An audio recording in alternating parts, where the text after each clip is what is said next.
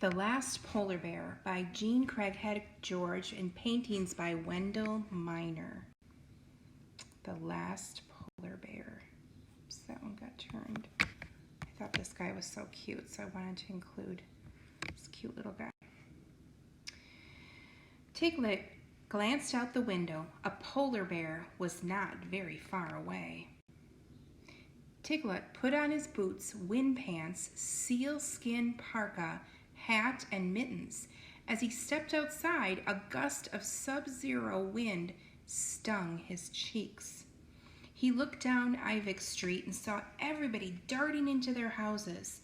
"Nanook, bear, moving fast, go home," a woman yelled as she herded her children inside. A sudden snow squall blinded Tiglook. Hearing a noise, he waited. Crunch, squeak, crunch. Just then, the blast of white thinned. Nanook was standing right in front of Tiglook. She looked straight at him with her night black eyes. "What are you trying to say?" asked Tiglook. Nanook rose up on her hind feet and flailed her enormous paws. Then she rolled her eyes upward and headed north, as if to say, "Follow me, Tiglook." I'm saying that wrong. Against the white ice, she was yellow, then yellow-gray, and finally she was gone, her empty paw tracks appearing one after another. Tiglook's grandmother came up beside him. "Nanook spoke to me," Tiglook said. "I think she wants me to follow her." "Yes," said his Akka. "The bear needs you." "She needs us both, Akka," said Tiglook. The Arctic had changed that year.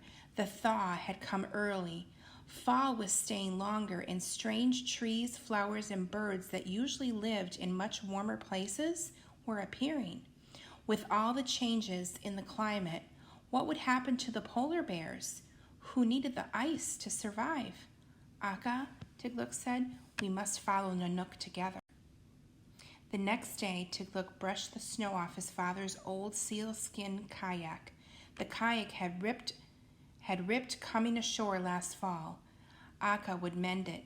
He took it over to her house. Akka's eyes twinkled. "Mending is a woman's work," she said, "but there's more and more trash in the ocean that can poke holes in my kayak. It would be good to know how to mend it," Tiglook said. "Then I will teach you," she said. One morning, weeks later, Tiglook and his Akka paddled into the great Arctic Ocean to find Nanook. "Look at those birds," Akka said. "They are guillemots.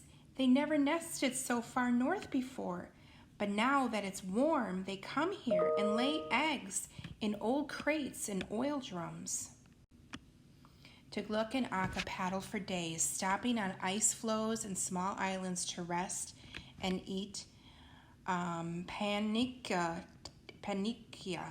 the seal jerky that they had sun-dried for their journey. "There are few ice floes than there used to be," Akka said. Tiglook knew ice floes were polar bear ships. Nanook used them to find food and rest. "What happens if there are no more ice floes?" Tiglook asked.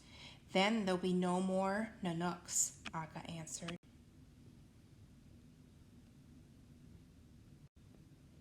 They spotted another ice floe. "Look, Akka," yelled Tiglook. "Those 3 black spots are Nanook. They are her eyes and nose." Curled on the ice was a very young polar bear cub all alone. "It's not Nanook," said Akka, "but her cub. The mother bear must have died, or she wouldn't have left her baby unprotected from the gulls." Tiglook got out of the kayak and walked toward the cub. He picked him up. "I will call him Piluk, which means to survive. With the melting away of the ice, he is the last polar bear." "We'll take him back to town and feed him," said Akka.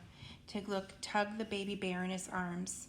tucked the baby bear in his arms, and the little cub put his arm around Tiglook and licked him on the face.